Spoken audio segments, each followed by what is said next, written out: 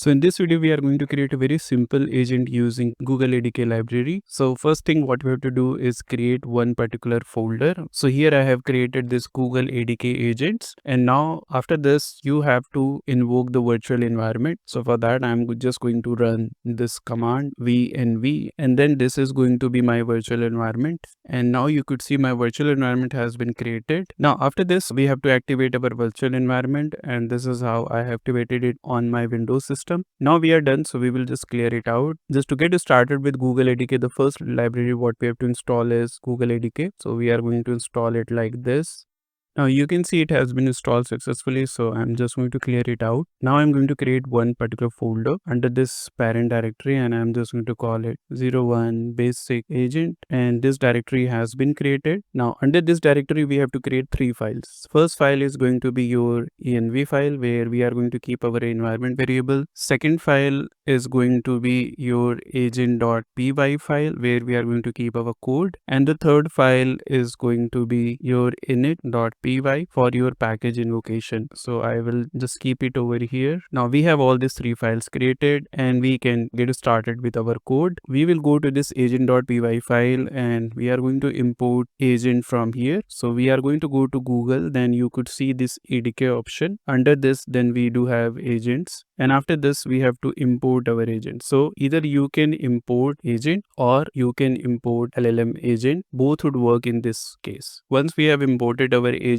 we have to create something called root agent using this LLMAgent. So we are just going to call it LLMAgent, and then you could see under this LLMAgent you can pass name, description, instructions, model name, and other details. There are a lot of things that we can pass it over here. So we are going to get started with very basic. First thing is what we are going to pass is name. We are going to call it first underscore agent, and then you can just pass the description. Then we can have the instructions, and instruction I can pass like you are a helpful assistant, and then we can pass our model. Now under model we can pass all the models provided by Gemini. Here we are going to pass Gemini 2.0 Flash. Now if you're wondering from where you can get all the model details, if you're not aware of Gemini models, then you can quickly search on Google, and you could see all the models which has been listed over here. The 2.5 series models now as their latest one, but you could see all the models name and the details over here. We are just using this Gemini 2. Flash from the available models. Now this particular information would be enough to interact with this particular model by invoking it. So now we will go to .env file, and we'll try to pass certain information. In .env file you can pass these two instructions. So first thing is going to be Google Gen AI use Vertex AI, which is going to be false, and then you have to pass your Gemini API key, which you can pass it under Google API key. Vertex AI we are not using in this case, so that's why we have kept it as a false. And just to interact with the Gemini models, we have to pass this particular API key. Now from where actually you can get this API key? So to create API key, you have to go to Google AI Studio, and you can search it on Google, and or you can just directly come over here using aistudio.google.com. Then you need to log in with your Google account, and once you log in with the Google account, you are going to get the API key option over here. You just have to click on this. As soon as you click on this, then you will see this option, create an API key. My API key is already listed over here. You could see when it was created and what's the value of it. If you want to create something new, you just have to click on this create API key. It will ask for your Google Cloud project. What do we need to do is you need to go to your Google Cloud account. So we can just search for Google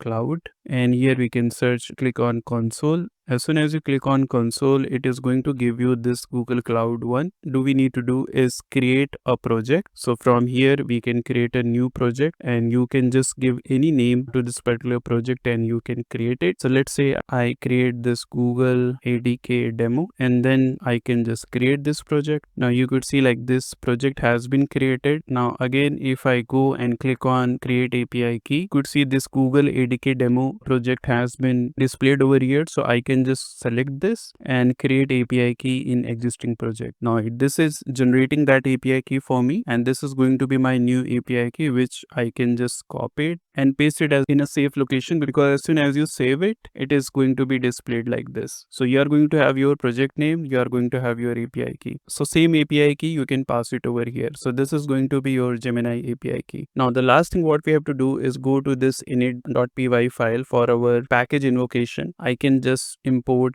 agent from here, and that's all what we have to do in this particular file. We are just going to save it and we are ready to run our first agent. Now you must be wondering, we are not passing any kind of input in this case, even we are not printing any kind of a response. So how we are going to interact with this particular agent? So for that, Google ADK provides a very convenient way to interact with your agent, at least for testing or demo purpose, and that's what we are going to use in this case. So first thing what we have to do is go to our parent directory. So from here I will just invoke this command, and after this I need to run this ADK web. Now as soon as you hit this ADK web, this is going to start ADK web server and it is going to run on your local. So I'm just going to click on this, and then you could see like it has created this kind of UI. You have your agent selected. So suppose in this particular parent directory, if you have created multiple folders, then you need to select it from here, because as of now we do have only one, so only one is selected. Then you could see okay, few additional things in this case. So the information is going to be displayed over here. As soon as we interact, you can just click on the sessions and you can get your session ID. Now let me just ask a random questions. What are the advantages of multi-agents framework? And here you could see like we have got a response very fast. What are the several advantages of it? And same thing you could see, okay, the conversation has been started. So in the event section you can see in this case one event has been triggered, and then you can also get the trace ID. Now this is going to be very beneficial as we are getting like out of the box UI from this particular framework.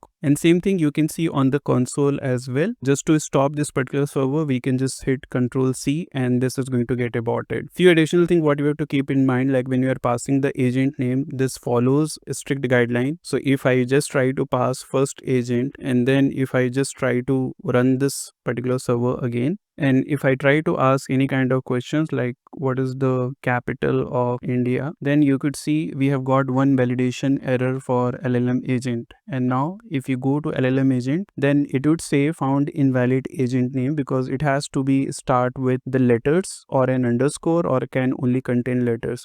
So here we are passing this space, so it is not going to take it because there is a validation applied over here. So I'm just going to put the underscore over here, just save it, and again I can go to this particular server. We do not have to restart it, but we have to pass our question once more in this case. And as soon as I pass it and hit on enter, you could see like it started processing it. This is like one validation which we have to keep it in mind. This is how you can create your first agent, test it and invoke it. That's all what we have in this video. Thank you for watching.